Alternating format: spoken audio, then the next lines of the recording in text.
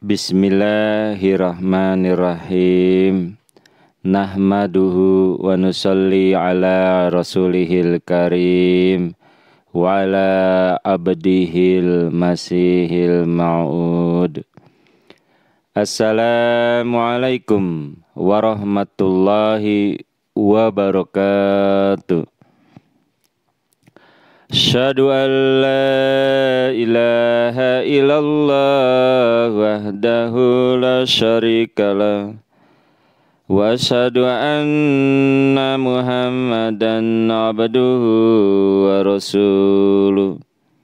Amma ba'du.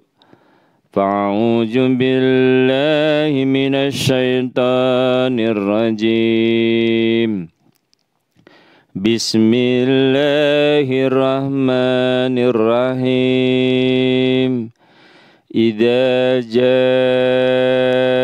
nasrullahi wal fathu wa ra'aitan nasa yadkhuluna fi dinillahi afwaja. Fasabbih bihamdi rabbika wastaghfir innahu kana tawwaba. Jumpa lagi para pendengar Pelita Ilahi yang dianugerahi kasih sayang Ilahi. Hari ini kita akan berbicara berkenan dengan pentingnya istighfar. Tadi sudah diawali pembacaan kitab suci Al-Quran Karim surah An-Nasr, yang mana artinya adalah hamba baca dengan nama Allah yang maha pemurah lagi maha penyayang. Apabila pertolongan Allah dan kemenangan akan datang, dan engkau melihat manusia masuk ke dalam agama Allah berbondong-bondong, maka bertasbihlah dengan memuji Tuhan engkau dan ampunannya. Dan mohonlah, sesungguhnya Allah adalah maha penerima taubat.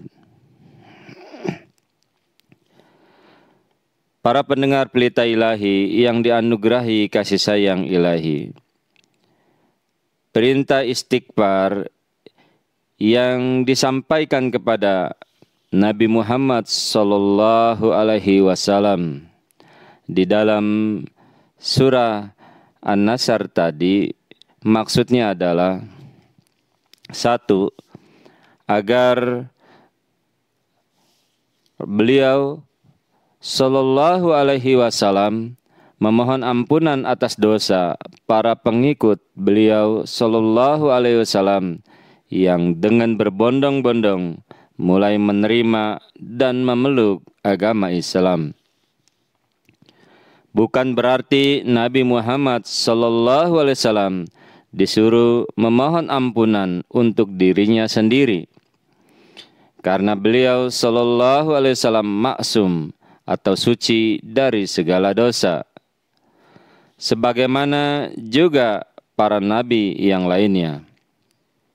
Hal ini bisa dilihat di dalam surah Al-Baqarah ayat 129, 151. Lalu di dalam surah Ali Imran surah 3 ayat 163. Dan juga di dalam surah At-Taubah surah 9 ayat 103. Di mana bunyinya adalah Khudz min amwalihim shadaqatan tutahhiruhum wa tuzakkihim biha wa shalli alaihim inna salataka sakkanul lahum wallahu sami'un alim. Artinya, ambillah sedekah dari harta mereka agar engkau dapat membersihkan mereka dan mensucikan mereka dengannya. dan berdoalah untuk mereka. Sesungguhnya doa engkau adalah sumber ketentraman bagi mereka. Dan Allah itu Maha mendengar, Maha mengetahui. Nabi Muhammad Mustafa Rasulullah SAW dilukiskan bahwa Rasulullah SAW adalah orang yang mensucikan orang lain dari dosa. Jadi bagaimana mungkin orang yang kotor dengan dosa dapat mensucikan orang lain dari dosa? Maka kalau Nabi Muhammad SAW dapat mensucikan orang lain dari dosa, berarti beliau Shallallahu Alaihi Wasallam sendiri suci dari dosa. Yang kedua, agar beliau sallallahu alaihi wasallam dengan rendah hati memohon perlindungan Tuhan dari perbuatan dosa.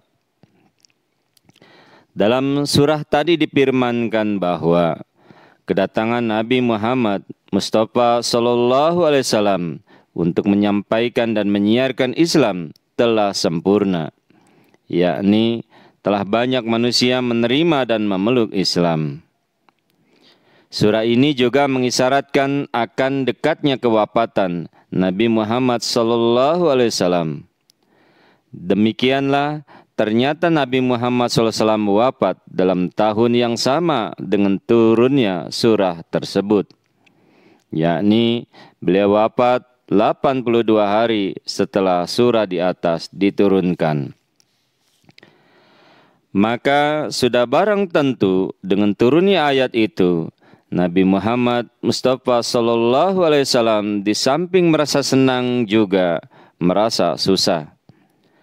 Karena memang kebun telah tertanami, tetapi bagaimana untuk mengatur pengairan yang selalu diperlukan? Maka Allah Ta'ala memerintahkan istighfar untuk menjauhkan kesedihan itu. Para pendengar pelita ilahi yang dianugerahi kasih sayang ilahi. Menurut lugat, lafaz ghafir atau maghfirah berarti perlindungan, yakni yang menyelamatkan manusia dari malapetaka. Oleh karena itu, istighfar mengandung arti memohon kepada Allah Ta'ala supaya Allah Ta'ala berkenan melindungi dan mencegah dari timbulnya kejahatan dan dosa. Maka istighfar dalam surah di atas mengandung janji Tuhan bahwa untuk agama Islam janganlah bersedih hati. Allah Ta'ala tidak akan memusnahkannya, bahkan akan selalu melimpahkan rahmat-Nya dan akan mencegah kejahatan yang dalam kondisi lemah mungkin timbul kembali. Kebanyakan penganut agama Kristen yang kurang mengetahui karena tidak mendapat pengertian yang benar tentang istighfar, maka mereka beranggapan bahwa orang yang mohon maghfirah atau beristighfar adalah orang-orang yang fasik dan berdosa. Tetapi setelah kita betul-betul memperhatikan serta merenungkan arti lafaz maghfirah, ternyata nampak jelas bahwa justru orang-orang fasik dan orang-orang yang berbuat kejahatan adalah orang-orang yang tidak memohon maghfirah kepada Tuhan. Karena setiap kebenaran dan kesucian hanya dapat diperoleh dari Tuhan. Dan Tuhan adalah yang melindungi dan menyelamatkan manusia dari topan hawa nafsu. Maka hamba Tuhan yang tulus setiap saat selalu memohon maghfirah ke hadapan Sang Khaliknya agar selamat dari kejahatan dan mendapat kesucian yang hakiki. Apabila maghfirah kita misalkan dalam alam jasmani, maka maghfirah bagaikan bendungan yang terkuat yang dibuat untuk mencegah dan menahan banjir yang dahsyat. Karena semua kekuatan hanya di tangan Tuhan, maka pada hakikatnya Sebagaimana jasmani muslimin dan manusia pada umumnya lemah, rohani mereka pun juga lemah. Maghfirah ibarat pohon, sedangkan maghfirah ibarat air juga. Para pendengar Pelita Ilahi yang dianugerahi kasih sayang ilahi,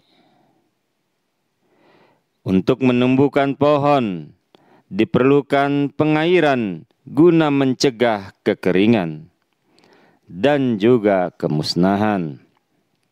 Serta pengairan tidak mungkin terwujud tanpa rahmat dari sisi ilahi. Oleh karena itu, istighfar adalah suatu hal yang sangat penting.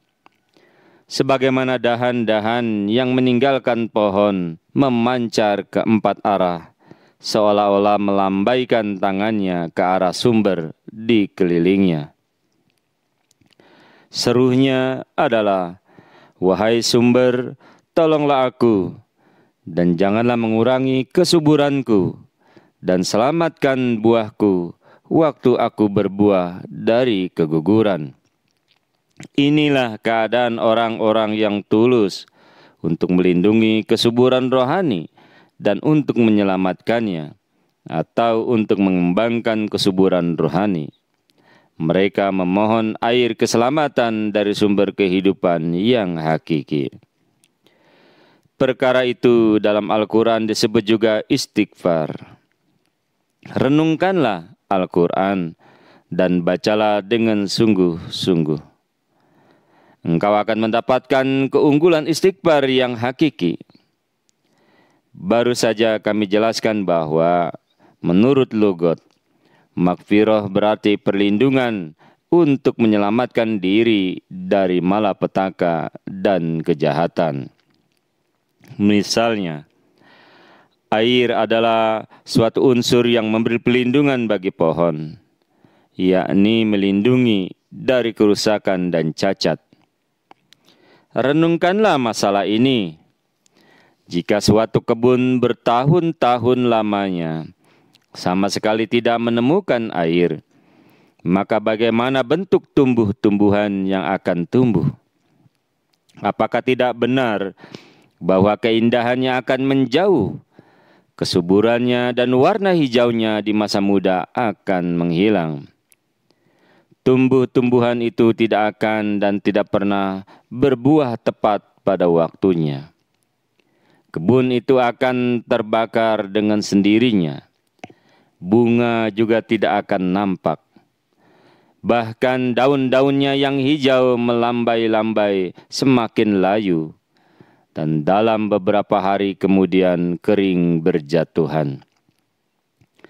Dan dengan kekeringan yang menguasai, bagaikan penderita sakit lepra, pelan-pelan, setapak demi setapak, semua anggota tubuh mulai berjatuhan. Semua malapetaka ini mengapa menimpa tumbuh-tumbuhan di kebun itu? Disebabkan adalah air yang membantu kehidupannya tidak membasahinya. Para pendengar Pelita Ilahi yang dianugerahi kasih sayang ilahi, maka sehubungan dengan itu juga Allah Ta'ala mengisyaratkan dengan firman-Nya, kata-kata yang baik bagaikan pohon yang baik. Quran Surah Ibrahim Surah 14 ayat 24 yang dihitung dengan basmalah.